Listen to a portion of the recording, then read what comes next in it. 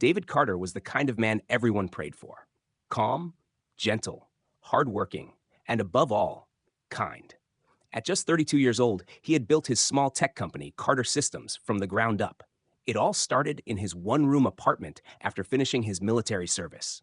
Now, he had expanded his business with 3 offices spread across New York, Los Angeles, and Chicago, and a team of 10 employees. People often whispered that he was a quiet genius, but David preferred it that way. He wasn't one for noise or fame. His heart belonged to peace, family, and doing the right thing. Despite his growing wealth and success, David remained humble. He still made time to visit his mother every Sunday after church, picked up his younger cousin from school whenever his uncle was busy, and even donated money to his old high school to help fix their broken computers. But amidst it all, something was missing: love. David hadn't found it yet, even though the world seemed to offer everything else. It was a rainy Friday when David's life took an unexpected turn. He had flown to San Francisco for a tech conference, a routine event he'd attended countless times before. But that day, after the conference wrapped up, his friend Faye dragged him to a boutique to pick up a new shirt. David, a man of simplicity, had no real interest in shopping. But as soon as they stepped inside, his world shifted. There, amidst the soft hum of the store and the scent of fresh cotton, stood her, Genevieve Adair. She was the kind of woman who made time seem to slow down. Dressed in a vibrant yellow gown, her smile was a beam of sunlight cutting through the dullness of the rainy afternoon. Her nails, painted a soft baby pink, caught the light as she gestured towards a shirt that might suit him. But it wasn't just her beauty that grabbed his attention. It was the way she spoke, soft yet confident, like music he never wanted to end. She didn't ask the usual questions people do when they first meet. Instead, they talked about everything and nothing at all. The hours passed without either of them noticing, and when they finally exchanged numbers, David felt like something had clicked. He couldn't stop thinking about her. That night, he lay awake in his hotel room, her laugh echoing in his mind, the image of her face flashing behind his closed eyelids. There was something about her, something real, something he hadn't felt in years. The next morning, his phone buzzed with a message from her. He smiled at his screen for a solid 10 minutes, a feeling of warmth settling in his chest.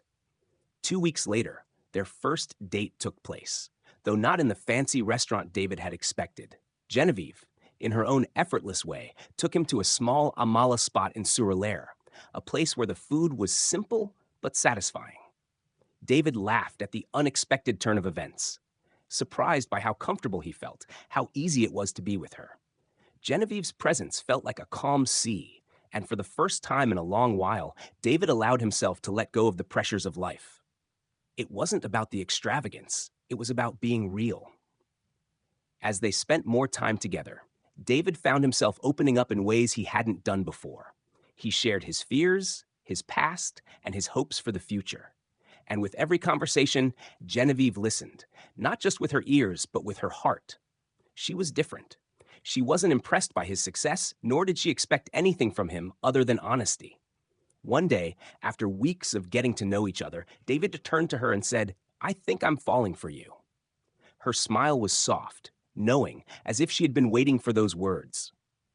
"I've been waiting for you to say that," she replied, and in that moment, everything shifted for David. He realized he had found something he had been searching for, not in the noise of the world, but in the quiet of her heart. As the weeks passed, David's connection with Genevieve deepened in ways he never expected.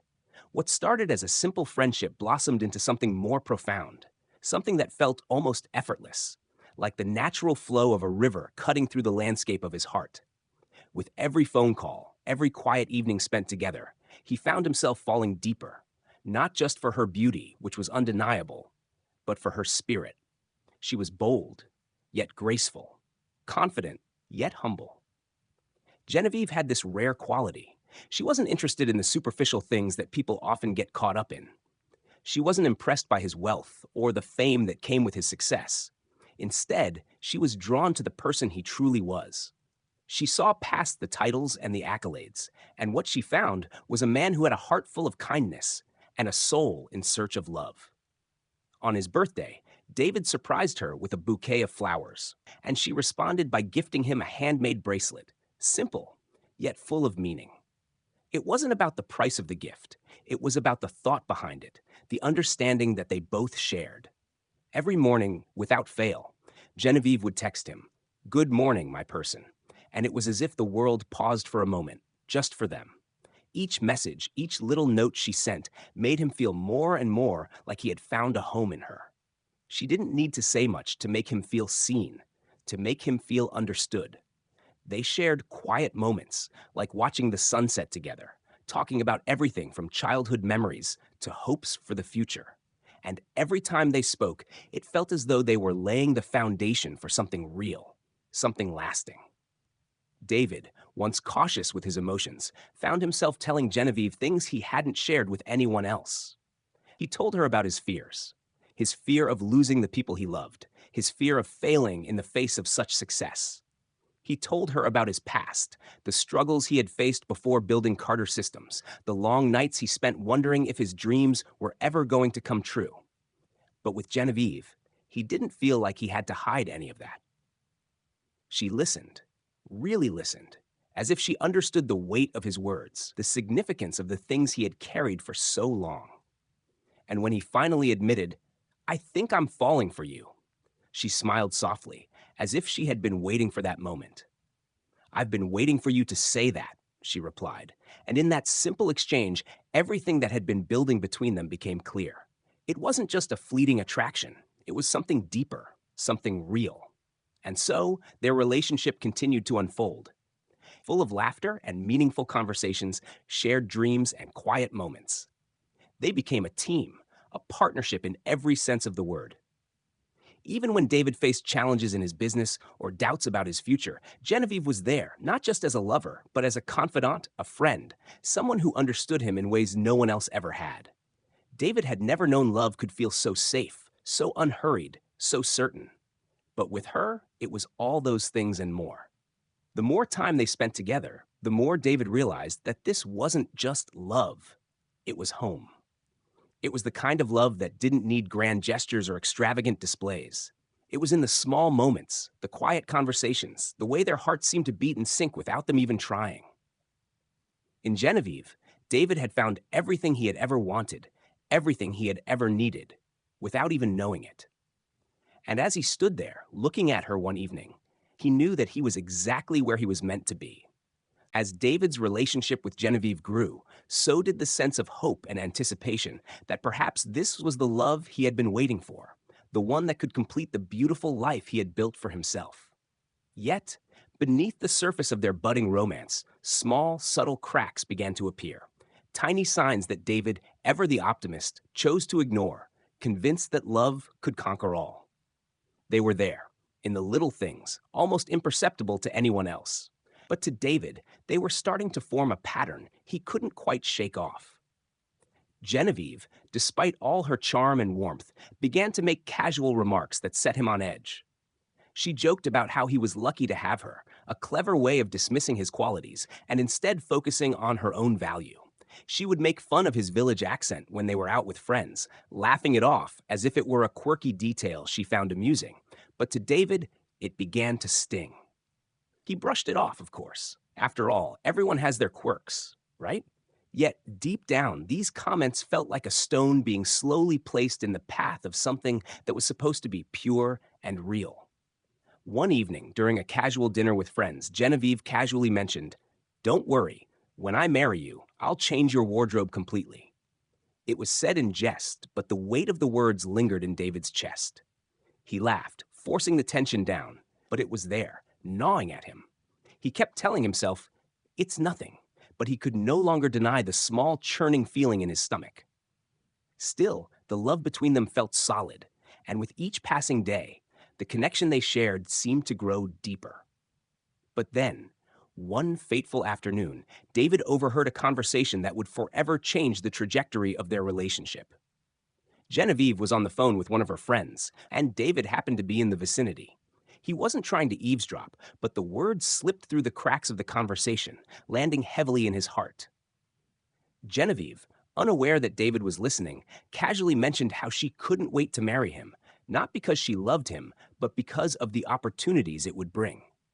"David is sweet, But I'm just waiting for him to open a shop for me in LA. Boutique life is not for me anymore. She laughed. The words hit David like a slap in the face. His heart sank, but he didn't confront her immediately. He wanted to believe it was a joke, that love could really make him blind to such things. But the doubt crept in, insidiously, like poison running through his veins. For the first time, he asked himself, is this real? Days passed, and David tried to ignore the unease gnawing at him. He focused on the wedding plans, Genevieve's dream wedding that seemed to have taken on a life of its own. She insisted on a grand, extravagant ceremony in Lagos, a venue worthy of her aspirations. She wanted 5 outfit changes, a celebrity decorator, a saxophonist who had gone viral on Instagram. David, ever the loving fiancé, said yes to it all, wanting her to have the fairy tale she envisioned. But the cost of the wedding began to climb, and with it, David's sense of discomfort grew. He began to see the signs more clearly. The way Genevieve would insist on certain foods that distanced her from his Igbo heritage. How she would make little disparaging remarks about his family's traditions, calling his mother's cooking too oily and complaining about the way his relatives spoke. It was as though she were trying to separate herself from everything he had worked so hard to build, from the family that had supported him and shaped him into the man he was. At the same time, Genevieve was becoming more distant, as if she were already planning her exit strategy. Her comments about their future together seemed increasingly transactional. "Don't worry," she would say. "Once I marry you, I'll be set for life. All I need is a shop in LA, and then I'm done." The more David heard, the more he started to question if this was truly the woman he had fallen in love with. Was she really the kind, loving person he had believed her to be? Or was she just playing a part, using him as a stepping stone to her own success? The doubts that had once seemed trivial now felt like towering walls, threatening to crush everything they had built together. But still, David, driven by the belief that love could overcome anything, pushed the discomfort to the back of his mind. He focused on the future, on the wedding that was just days away. He was determined to marry Genevieve, convinced that everything would be fine, that love would work itself out. But as the day drew closer, his anxiety only deepened. Something felt off, and though he couldn't put his finger on it, he knew deep down that the life he had envisioned with Genevieve wasn't the fairy tale he had hoped for. It wasn't until the night before the wedding, when he overheard Genevieve's true feelings, that everything came crashing down. The woman he thought he knew, the woman he was about to marry, had revealed herself to be someone entirely different. The truth hit him hard, and there was no turning back.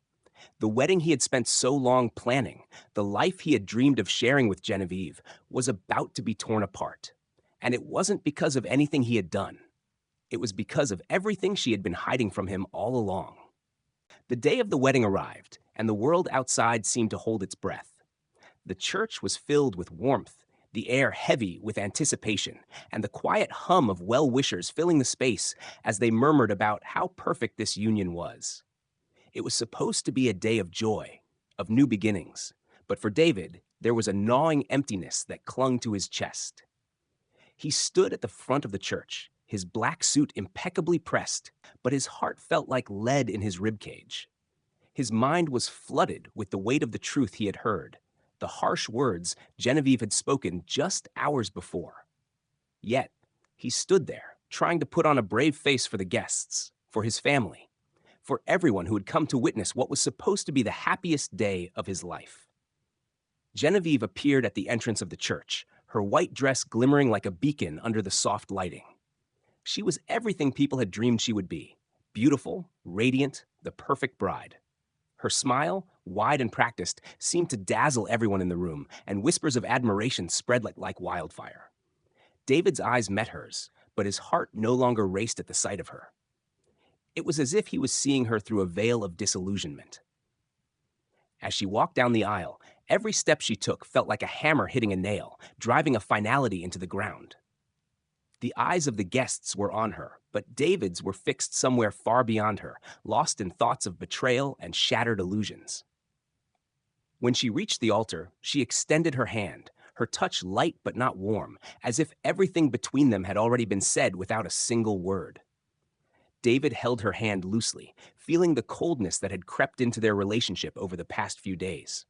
Her whispered question, "Why are you so stiff?" seemed like a mockery.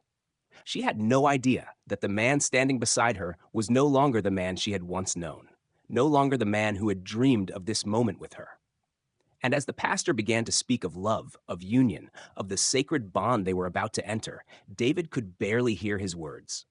Everything felt muffled, distant. Suddenly, David rose from his place, his calm voice breaking through the murmurs of the congregation. "Excuse me," he said, the sound of his words piercing the air. The pastor paused, confusion flickering across his face. Genevieve looked at David, her smile faltering, but she didn't yet know what was coming. David took a deep breath, his hand steady as he reached into his pocket and pulled out a small black speaker. The room, which had been filled with hushed excitement, grew eerily quiet. He placed the speaker on the pulpit, his eyes not leaving Genevieve's. Without a word, he pressed play. The first sound that emerged was Genevieve's voice, laughing, carefree, unaware that her words were about to change everything. "Let me enjoy this money first," she said. "After 1 year, I'll be done. You think I want to marry a local Igbo man with an accent?" The room was still as the laughter echoed through the speakers, filling the church with a cold chill. "A classy babe like me? Marrying him? I'll endure, but only until I get what I need. A shop in LA? Then I'm gone." The words hung in the air as sharp as a blade, cutting through the illusion of love that had once seemed so real. Gasps filled the room, and Genevieve's face drained of color. Her hand trembled as she reached for David, but he stepped back, not allowing her to touch him. The crowd's whispers turned into murmurs of disbelief. "You've seen it all," David said, his voice steady but laced with an undeniable sadness. "This was never real. I loved you. I trusted you. But you never loved me. You loved what you thought I could give you." Genevieve, desperate now, tried to speak, her voice shaking. "David, please. It's not what you think. It was just a joke, a mistake." But her words were hollow, like a broken record. David wasn't listening anymore. He had heard enough. He didn't need her excuses or her empty pleas. He had already made his decision. In one swift motion, he tore the wedding contract in half, watching the paper flutter to the ground like the shattered dream it represented. "I'm not a fool," he said quietly, his gaze unwavering as he let the pieces fall from his fingers. "And I won't be one today." Turning, he walked out of the church, his steps deliberate and slow, each one filled with a heavy finality. His family followed, his parents, his uncles, and Femi, all standing behind him, not a word spoken.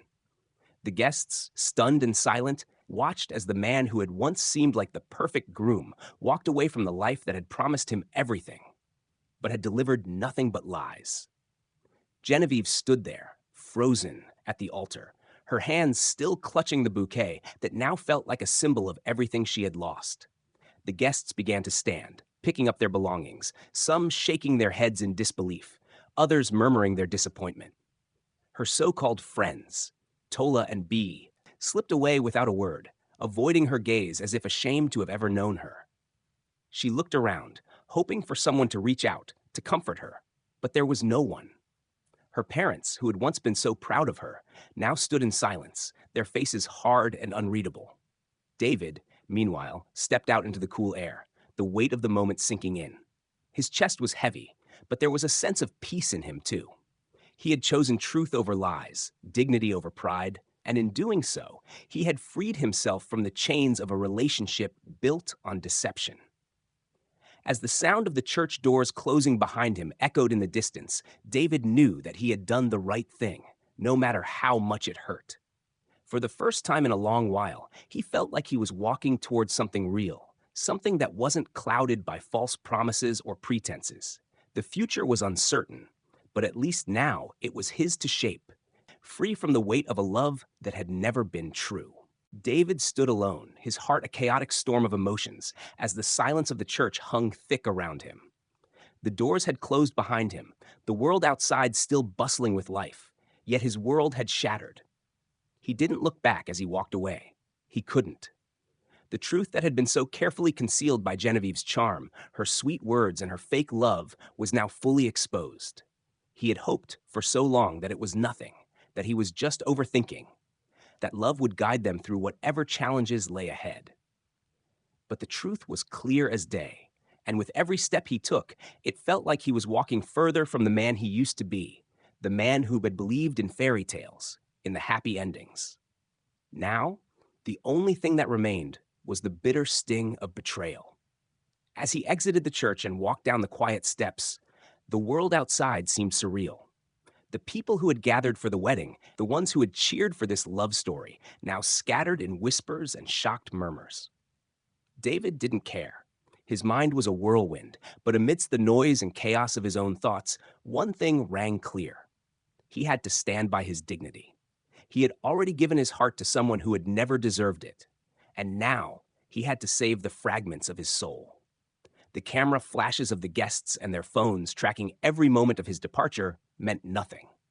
His family had seen it too, their pride, their faces filled with disbelief and quiet support as they followed him. His father's silent nod had said it all. His mother's touch, warm and steady, assured him that even in this moment of heartbreak, he had done the right thing. It wasn't just about the wedding, or Genevieve, or the promises she had broken. It was about something deeper, a lesson he had learned the hard way. The one thing that had always been clear in his life, even when everything else seemed uncertain, was his family. They were the ones who had always been there, who had shaped him into who he was. They hadn't abandoned him, even when everything else felt like it was crumbling beneath his feet. David knew that, no matter what, his dignity was his to keep, and that, more than any bride, any fancy dress, or extravagant ceremony, was worth more than anything he had ever imagined. They made their way back to his cousin's house, the one place where everything felt safe and familiar. It wasn't a mansion. It wasn't filled with grand decorations or the clamor of a wedding reception. But it was home. The warmth of his family, the hushed tones of their concern, the quiet conversations, and the occasional laughter. It all felt real. It wasn't the world David had thought he would be entering with Genevieve, but it was a world he could trust. His father, with his steady, unshakable calm, pulled him aside, sitting next to him without a word at first. He didn't need to say much. There were no grand speeches or attempts to make David feel better. His father simply sat beside him, his presence solid and unyielding. After a long silence, his father spoke, his voice measured but full of emotion. "You did well," he said. "You didn't shout. You didn't drag her through the mud. You showed them all what true strength is. You didn't let anyone make a fool of you, not even for love." David nodded slowly, the weight of his father's words sinking into him like a balm to a raw wound. "I had to do it," he replied, his voice barely above a whisper. "I couldn't go through with it, not after hearing the truth." "That's right," his father said softly, placing a reassuring hand on his shoulder. "Truth, no matter how painful, always comes first. You've saved yourself today, and in doing so, you've saved your future. No one, not even her, can take that from you." His mother, ever the pillar of quiet strength, placed a hand on his back, her fingers warm against the chill of his grief. "The emptiness will fade, my son. You've done the right thing, and in time, you'll see, this was never your loss." David, despite the heaviness in his chest, felt a surge of clarity. His future was no longer defined by Genevieve's lies or the expectations of those who had once been part of his life. He had stepped away from a life of pretense, from the shackles of a love that was built on illusions, and in doing so, he had regained something invaluable: his peace. Later that evening, after everyone had gone to bed, David sat quietly in the guest room, staring at the ceiling. The room was dark except for the soft glow of the streetlights filtering through the window, but inside his mind, the clarity was bright. It was a peace he hadn't felt in a long time. Despite the heartbreak, the betrayal, and the humiliation that had come crashing down upon him, there was a sense of freedom that washed over him like a cleansing wave. The next day, when David left the house, he didn't walk with the weight of a broken heart. He walked with the certainty that he had done what was necessary to protect his future. The world outside had its own plans, its own expectations, but David had already made his peace with the path he had chosen. He had not allowed the lies and the manipulation to dictate his worth. He had walked away from the altar of a marriage that was built on falsehoods, and in doing so, he had reclaimed his dignity. As the days went on, the storm inside David slowly calmed. He had a new understanding of love. Not the kind that is built on grand gestures or dramatic promises, but the kind that is rooted in truth, respect, and mutual understanding. And while the pain of what had happened lingered for a while, David knew that he had made the right choice. He hadn't just walked away from a woman who didn't love him, he had walked toward a life where he could finally be himself without pretending to be someone he wasn't. And that, he realized, was the beginning of something far more beautiful than any wedding could have ever promised. David had learned the hardest lesson of all. Love is not just about the moments that shine brightly in front of everyone. It's about the quiet moments when no one is watching, when the truth stands tall, and when dignity is your guide. And now, with his heart slowly mending, David was ready to move forward, free from the chains of a lie and open to whatever real love might bring. The days that followed were an eerie silence that clung to David like a heavy fog. His life, once filled with the excitement of a wedding and the anticipation of a new beginning, had crumbled into a harsh reality. The false promises, the lies, the hurtful words that Genevieve had uttered, all hung in the air like a cloud he couldn't shake off. People talked, some whispered in disbelief, others sent messages of support, but nothing could fill the emptiness that had settled deep inside him. The world around him was moving on, but he felt frozen in time, lost in the aftermath of a love he had thought was real. At night, David would lie in bed, staring at the ceiling, replaying every moment of the wedding, the laughter, the smiles, the grand decorations, and then the truth that had shattered it all. The sound of her voice, the laughter in her words, the way she spoke of him like he was nothing more than a stepping stone to her next big step. It echoed in his mind, each echo growing louder, clearer. He had stood there, in front of everyone, playing the part of the loving groom, when deep down he knew he was nothing more than a fool in her game. And yet he had chosen to walk away, to expose the truth to the world, to free himself from the shackles of a love that wasn't love at all. But walking away from the wedding was only the beginning of his journey. He didn't feel like a hero, and he didn't feel like a victim. He simply felt tired, like a man who had seen too much of the world's ugliness and was now searching for a place to heal. He found that place in the quiet corners of his life, in the solace of his family's love, and in the mundane, simple things he had once overlooked. His mother's soft words, his father's steady presence. These were the things that grounded him, that reminded him that even in the wake of heartbreak, there was still something real, something worth holding on to. And yet, the feeling of betrayal still clung to him. It wasn't just about Genevieve. It was about the false hope he had placed in people, in situations that he thought would fulfill him, would complete the puzzle of his life. He had worked so hard to build a future, not just for himself, but for the woman he thought would stand beside him. He had been ready to offer her everything, to give her the life she wanted, without realizing that she had never truly wanted him. He had given her his love, his trust, his belief in something that now felt like a lie. Months passed, and David's life continued, though it felt different. There was a distance in him, a quiet resolve that seemed to seep into every part of his being. He wasn't angry anymore. He was just calm. It wasn't a calm that came from peace, but from acceptance. He had accepted the truth. He had faced the lies head on and walked away with his dignity intact. It wasn't easy, but in a strange way, it had made him stronger. He had learned to value himself, to see his worth beyond the walls of a relationship, beyond the expectations of others. One evening, as David sat in his cousin's house, the quiet hum of the world outside felt like a distant memory. He had become accustomed to the stillness, the absence of chaos. The people he had once surrounded himself with, Genevieve, her friends, the guests from the wedding, they were all distant echoes now. He no longer needed their validation or approval. He had something more precious, his own peace. And in that peace, he found clarity. The pain, while still there, had softened. The wounds had healed, not completely, but enough for him to breathe again. His phone buzzed one night with a message from Faye. The old friend, who had been there for him when everything had fallen apart, was reaching out. "How are you doing, bro?" Faye asked, his tone genuine. David smiled to himself as he read the message. He wasn't looking for sympathy, but for understanding, and in that moment, he realized just how far he had come. "I'm good," he typed back.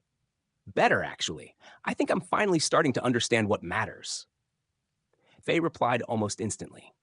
You've always been strong, David. You'll find your way again. Just remember, love isn't about the noise or the flash. It's about the quiet moments, the ones that are real. David's fingers hovered over the screen as he read those words. Love isn't about the noise or the flash. It was true, wasn't it? He had been so focused on the grand gestures, on the idea of a perfect life, that he had missed the quiet beauty of what was real. And now, as he sat in the stillness, he could finally see it. Love wasn't about the wedding or the applause or the fairy tale.